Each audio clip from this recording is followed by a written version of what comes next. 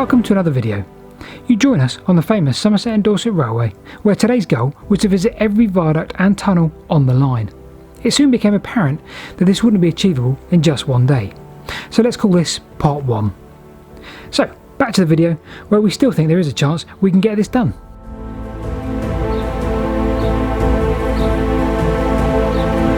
Right, good morning everybody, or afternoon or evening, depending on when you're watching the video. It's morning here. It's morning here, so good morning everybody. You will probably recall, if you've been watching our series of videos for quite some time, that we started almost by accident doing every disused station on the Somerset and Dorset Railway. So we filmed a video called Every Station on the Somerset and Dorset Railway, where we tried to visit every station in a weekend. And we didn't really know we were going to do every disused station at that point. But that's the video that kind of started off for us. That's the video that kicked it off for us. And one thing we had planned to do that weekend was visit all the tunnels and the viaducts as well, and it soon became apparent we'd never do that. Tunnels are a bit of a killer for time, as are viaducts, because obviously you can't just stop, get out and have a look and take a picture and chat and go. You've actually got to So you find us today on the Somerset and Dorset Railway again, and we are in search of every tunnel and viaduct. I say every tunnel and viaduct. We're going to do a good handful of the tunnels and viaducts that we can find along the route. So welcome to a new video.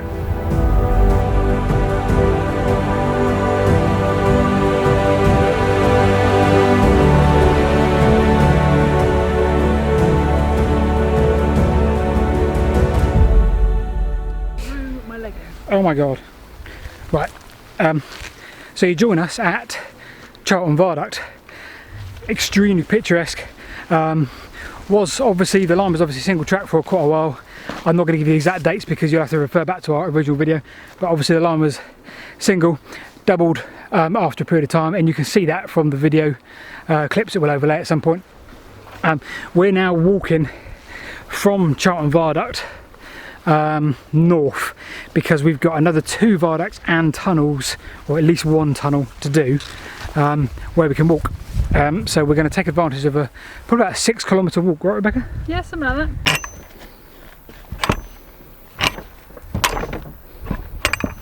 Okay, let's see what we're going to get.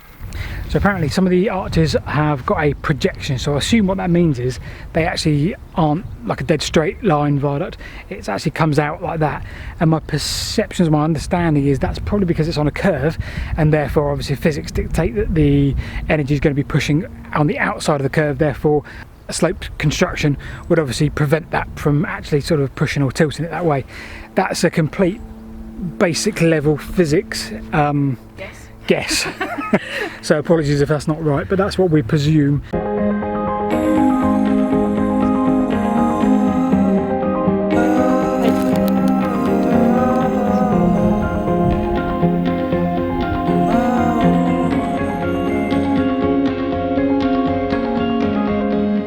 Grab your jacket and your shades. We're taking leave from this bleak satin. So we'll be miles away. Oh, down the red sky we'll be melting.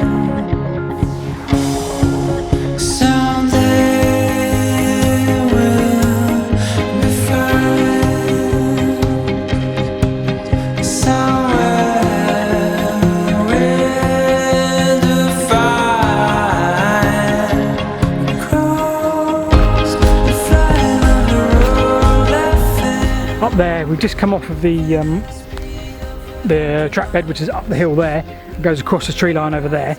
We're now walking on a footpath because apparently they blocked the viaduct. We saw some people up there, they said they blocked the viaduct off. That's the Bath Road viaduct, which is the next one. They said it's been completely blocked off, so we're now walking on the footpath to try and see if we can see it from Victoria Road. Which we should be able to do, I'm sure, and then back up the other side, back onto the track bed, where we're going to head north again to probably the tunnels, I think. So we shall see what we are, Windsor Hill tunnels, and then on to the next viaduct, Ham Hill Viaduct, perhaps. Sorry about that, it is a hill. The confusion of the names today, but we're getting there.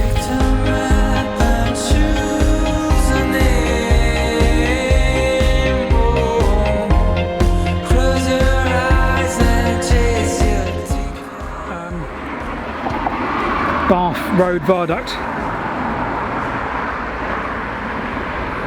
Waterloo Road, Cowell Street, not Bath Road. Bath Road, Waterloo Road. Was at the beginning or the end of it? Okay.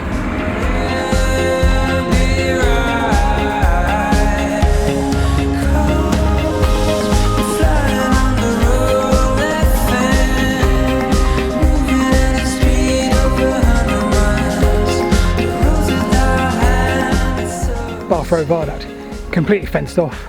Glad we didn't walk at it from the other side because it's probably 200 metres from the bridleway back. We'd have to go again. A few shots from underneath, nothing overly exciting. Why is it called Bath Road? And can you help us? Looked on some old side-by-side maps from 100 years old or 120 years old, and it was Victoria Road underneath it. No, not Victoria, Waterloo Road underneath it, and Cowell Street. So no clue in the name of the road. There's probably a reason. Let us know. We're now heading in that direction to Windsor Hill Tunnels. Windsor Hill Tunnels, and then Ham Hill Viaduct beyond that.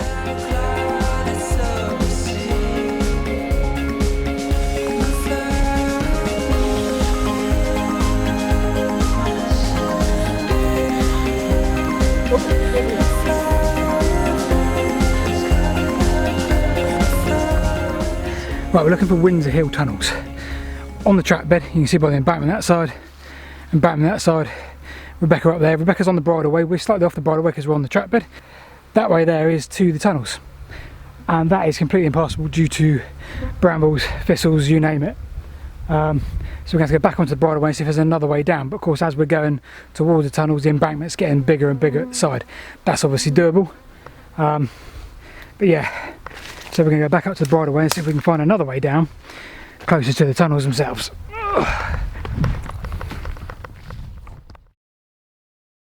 Down there is a tunnel entrance for the line that goes back towards Bournemouth, Broadstone. In the middle is the embankment. Other side of the embankment is the other tunnel. We can't go down this bit, too steep. We're going to either try and go up over the top and see if we can go down the middle embankment, or we're going to try from the other side. Rest assured, we will get down there.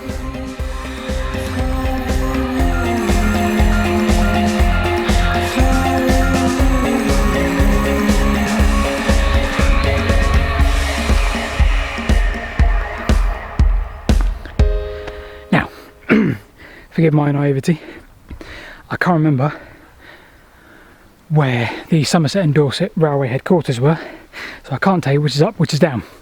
Nevertheless, this is the south line, or what would have been the south line after they double tracked it.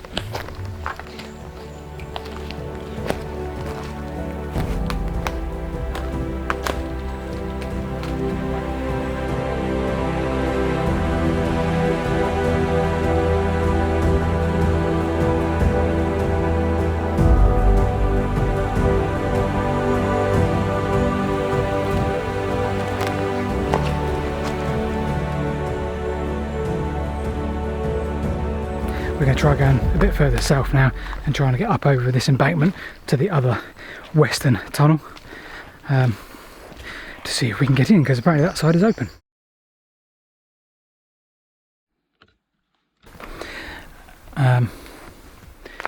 Just there. Bit of a disappointment because we really thought that one was open and you could walk through one. Loads of pictures on the internet of people walking through one of them. I think this one, but the gates and the fences at either side look very similar, don't they? So obviously reasonably new.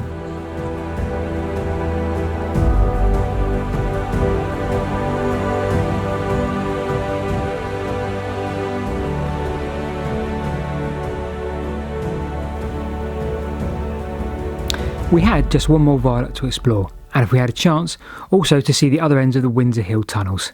That was it. At least that's what we thought was it. What we weren't expecting was such a densely packed area of rich history.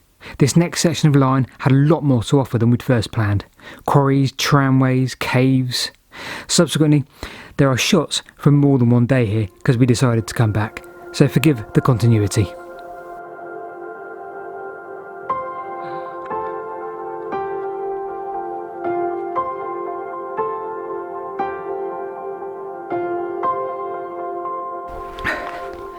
Well, we've walked quite a distance through these woods now, and it's really beautiful. I can't express how beautiful this is. Time's getting on, and we're never going to get all these done, all these tunnels and viaducts. It's getting on for 3 o'clock in the afternoon. We left home at 7:30 this morning, and we've only done, this is what, the fourth viaduct. Viaducts and tunnels really sort of kill time for us, but we don't mind because we'd never have gone here in a million years, and it's just the most beautiful little wood. We assumed back there was like an old quarry because there's lots of significant earthworks. Maybe they got ballast for some of the line there. Oh look, there's a little hut. It's got some kind of shelving bit there and there. It's double skinned. Yeah, double lined was it? So it's insulated. Maybe it is a kind of a worker's hut or some description of plate layer's hut or something like that. And here next to it, very sort of similar thing.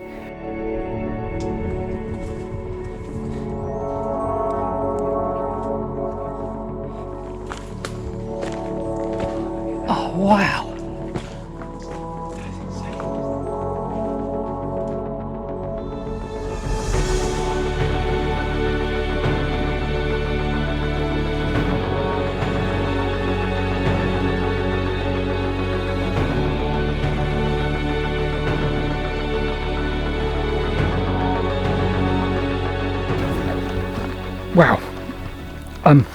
Wow. Wow.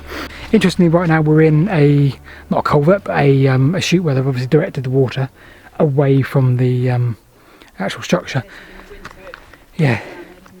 Wow. So anyway, right, Ham Hill Viaduct, big tick. Look at that. Just an amazing structure.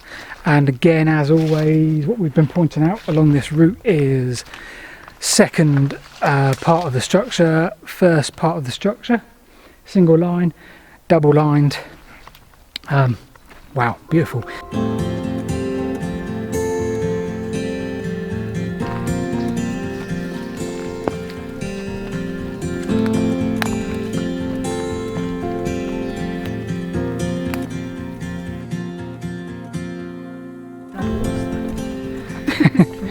So we've just travelled north of where we were just a bit earlier, and we've come across 2 guys who are part of a local caving club. We're local cavers, but also part of the digging team as well. Okay. So, And so down in front of us here, yeah. and we're not going to disclose the location because obviously it's going to be a little bit private to keep people away, is an old cave system. Yes, it's a cave where the stream enters, the stream drops down through where you're standing now, through the floor. Yeah. In flood conditions, most of it flows on down the valley. Yeah. But then it drops into the cave and eventually comes out at St Andrew's Well in Wells. That's fascinating. And there's obviously a conduit somewhere between here and there, but we've never actually found that yet. And that's what you were looking for, maybe, or yeah, if we can make the cave longer. Make the cave longer, places where nobody's been before. Okay. And yeah, see if we can find some bigger cave passage down there, because Brilliant. the cave passage near the surfaces tend to be smaller, but they converge with other systems. Okay. And Right. end up getting into big stream passages and so on. This sort of thing scares the living bejeebers out of me. You wouldn't get me more than 5 feet down there. That's about as far as I would go. Yeah, I'll be like, okay, I'm done now. I'm Fair done. enough, yeah. So it's obviously your thing, it's what you do, which Yeah. it fascinates me because it scares me. Yeah. If that makes sense. But again, that's as far as I would ever want to go, despite if I had all sorts of monitors on me and helmets and everything. No, I'm done. But the thing is, at the end of the day, down there, you're a greater risk probably driving down the road than you are down there. Yeah, of course you are, of course you are. Actually, more buildings collapse than cave collapse. Yeah. So in terms of logic. yeah. In terms of getting, again, I'm talking about my own personal fears now, so I may not include this. Yeah. in terms of getting lost. Yeah. Possibility? Not generally. Not here. Generally. No, it's too bigger simple. Bigger systems, it's possible. Yeah. But certainly, when you're digging a cave anyway, you're less likely to get lost because you're down there regularly, only making a few feet or a couple of metres progress each time. Yeah. You might get a breakthrough and make 10, 20, 30, 40 metres progress. Yeah. Occasionally on Mendip they've broken through and come up with another kilometre of cave passage. Right. But you get to know it. It's like walking to the shops regularly. Yeah, of you know course. it. Wow. And even caves you don't know, unless it's the first time they're being explored, there's guidebooks written for them, the same as you have for walks on the hills. Fine, yeah, So, okay. you know, do you get lost on the hills usually? You can Sure. do, but Yeah, you got an idea where you're going and where you so are. it's not usually a problem. So the timber frame you've got there, is that sort of what somebody made early on when they? That was the diggers when they first dug it. Back in probably the 70s, I guess. 70s. Oh, so 80s. it's as recent as that. Okay. Yeah. Because I guess my perception is it wasn't necessarily a hobby. Caving was not really a hobby the going first back cave sort dig of. started about 1903 was the first cave dig, Right. probably in the country, Okay. and that's on Mendip as well. I was going to say, yeah, there must have been obviously the cave system here for billions of years or Yeah. millions of years, let's say. Yeah. And Okay. the first caving club only really started, the Ramblers Association, the Yorkshire Ramblers, were the first group that started going caving for a sport of caving. And that was the early 1900s. And then the first caving club was the M&RC on Mendip, that was 1906. Okay, brilliant. We'll leave in peace because you're obviously trying to do your thing. That's right. We'll get back to our railways, you get back to your caving. Yep, okay. Thank you very much for your time. What was your name, sorry? Dave and Jeff. Dave and Jeff, thank you very much for your time. No, Thank you. What was yours, sorry? Paul and Rebecca. Paul and Rebecca.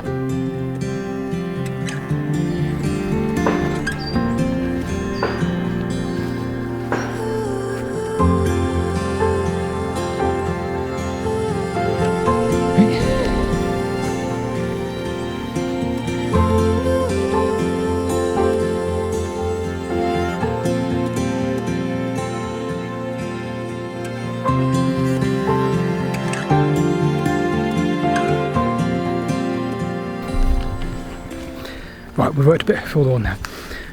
Walked a bit further on even.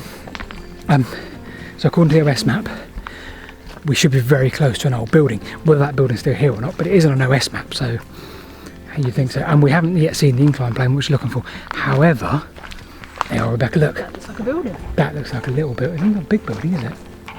No, it's not huge. Yeah. And that would make sense because it looks like there's an indentation there. Can you see? Right next to it, yeah. Right there looks like almost like a indentation, undulation in the ground. That could well be the start of the incline plane.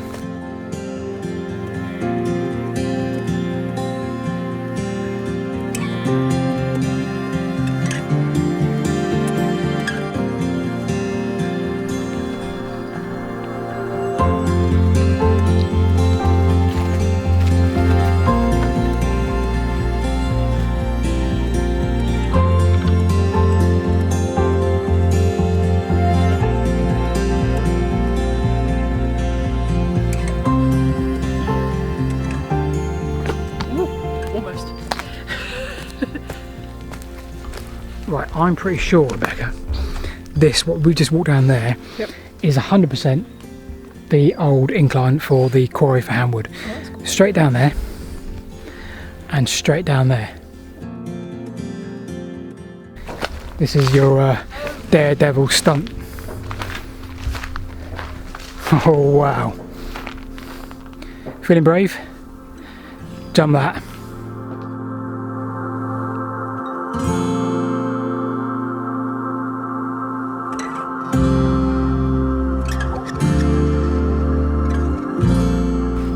And here we are, leading up to Windsor portal. Interesting earthworks up there, we're going to explore there in a second. So we're just leading up now to the northern portal, the western portal of the northern tunnel, which was, it's all fenced up obviously, but you can still see right through both ends. Very short tunnel.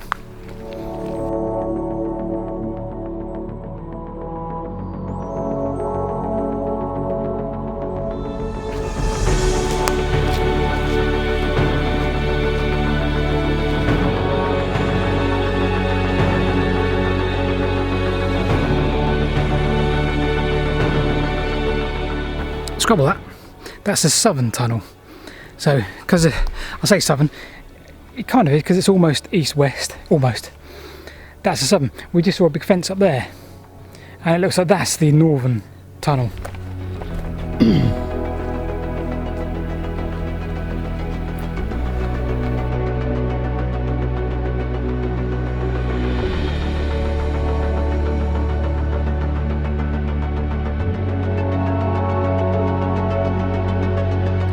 Right, wow, big wow. If you look on the old maps, National Library of Scotland maps for example, you'll see it looks very, very straight. This is the longer of the two tunnels, and it looks dead straight on the National Library of Scotland maps. But yet in here there's a clear curve, because if I left the camera up here, you'll see no end. If we come over here, you'll see the portal the other end. So there's a clear curve, and it's curved all the way, but the maps definitely show a straight tunnel. Now, what's also interesting, and we'll show some pictures here, is within maybe 30-40 yards, the brickwork stops and it goes to open cave kind of situation, just bare rock face. And then there's another arch halfway down, brickwork, rock, another arch. This is a great find.